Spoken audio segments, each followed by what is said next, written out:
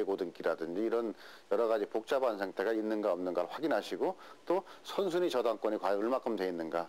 그러니까 일반 임차인들이 제일 그 보호를 받을 수 있는 게 1순위로 들어가야 되거든요. 근데 그게 자기보다 이 집이 예를 들어 1억짜리인데 5천 주고 전세를 들어가는데 뭐 선순위 저당이 한 8천 들어가 있다 그러면 나중에 못 받을 수도 있거든요.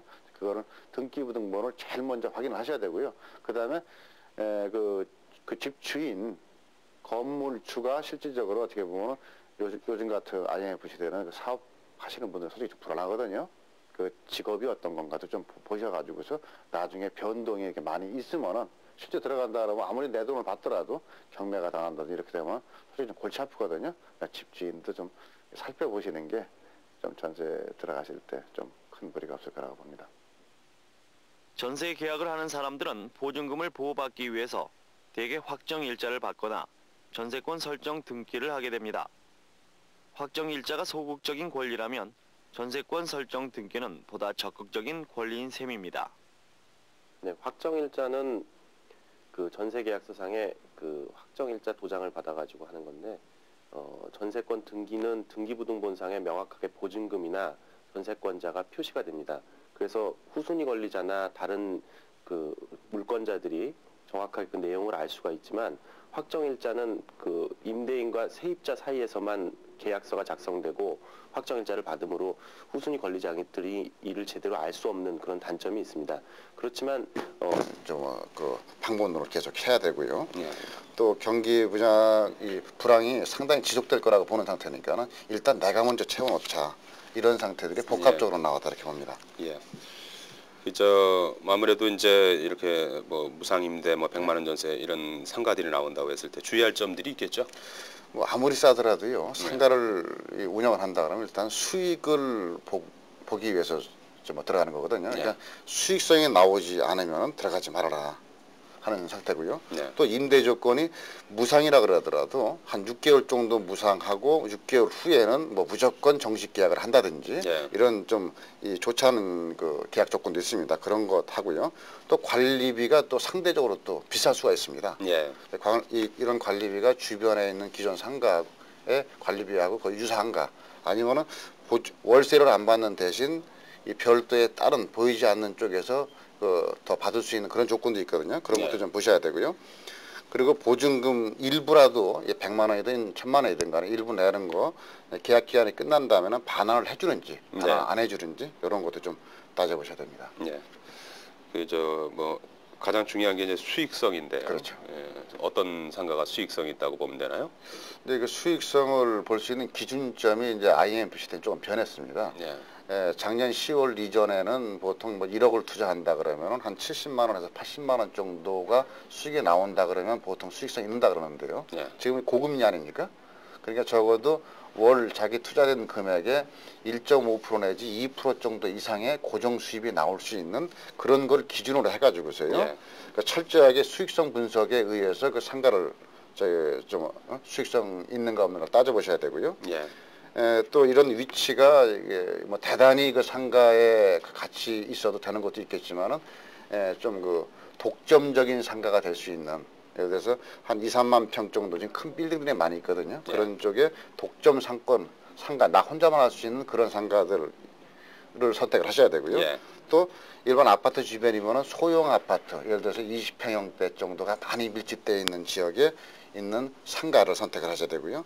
제일 중요한 게 이제 고정 고객이 얼마큼 확보되어 있는가 이런 것들을 충분하게 분석하셔가지고서 들어가셔야 됩니다. 그런 그 수익성 있는 상가를 이제 골랐다 해도 이제 계약할 때도 주의할 점들이 있겠죠.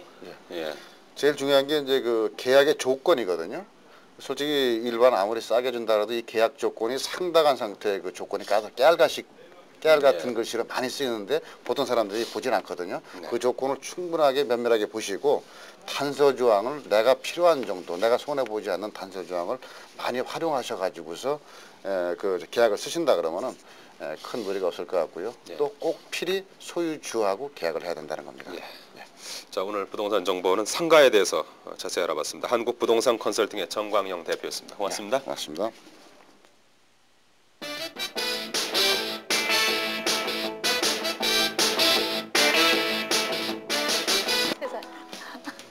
5%, 안경자 올림. 아이고 참 딱하게 됐네요. 이 저기 전세금을 안 빠져가지고 그러니까요. 그 계약금 딴 데다 계약금 아까 400만 원이라고 그랬는데 그거 몰수당하게 생겼네. 아니 근데 그건 그 당연히 돈을 누가- 전 예. 주인이 물어줘야 되죠. 전 주인이요? 네, 왜냐면 그 사람 때문에 늦은 거 아니에요. 전주인 입장은 좀 딱하잖아요. 지금 방이 안 빠지는데 어떻게 하겠어요? 그러게 이거 참 난감하네. 고 변호사님께서 어떻게 시원하게 결론을 좀 내려주셔야 될 것 같은데. 제가 좀 도움이 되는 때가 왔네요. 예 예.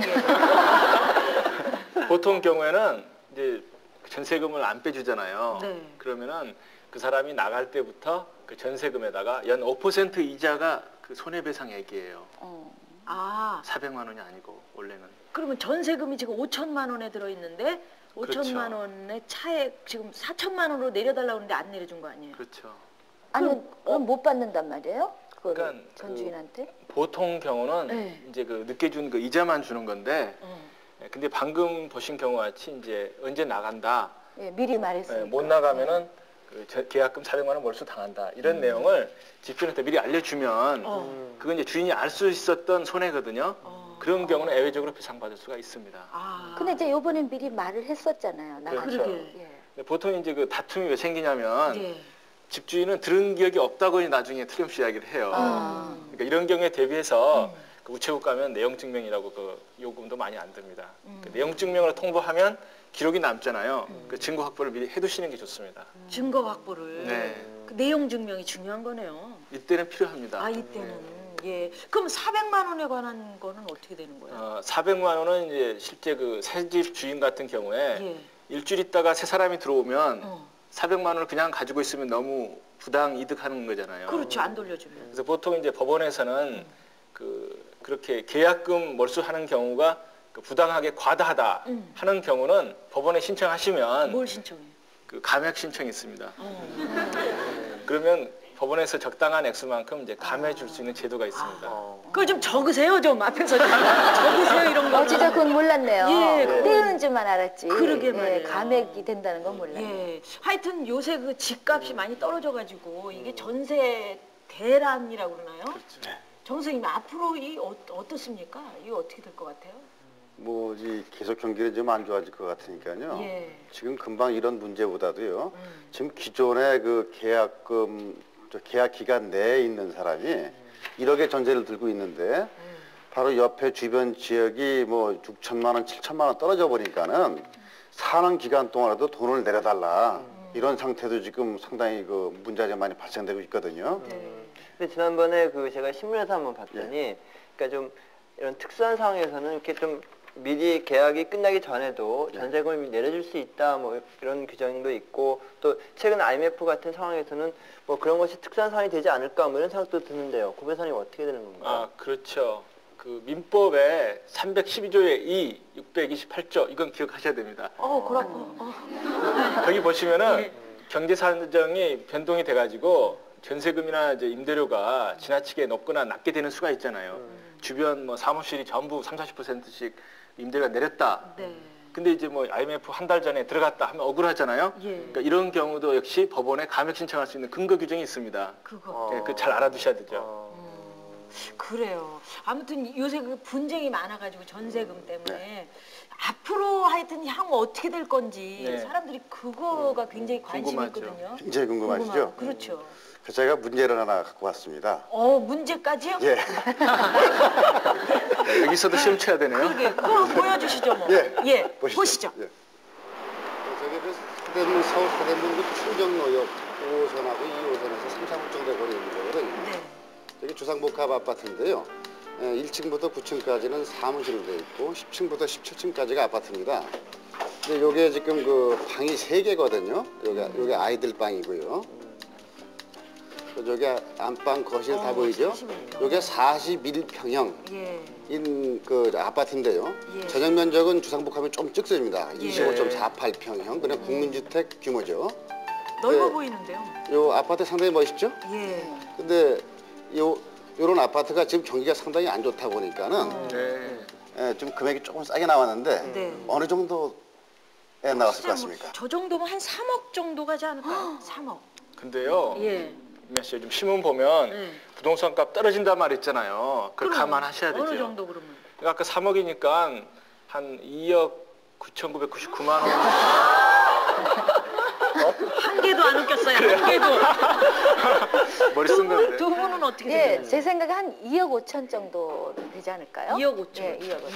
근데 요새 많이 내렸다고 하니까 그런데 굉장히 위치가 좋은 것 같아요. 그래서 한 최소한 2억은 되지 않을까 싶은데요. 그렇죠. 2억이면은 상당히 지금 싸게 좀 말씀하신 것 같은데. 네. 예. 근데 저게 실제적으로 지금 1억 4,500.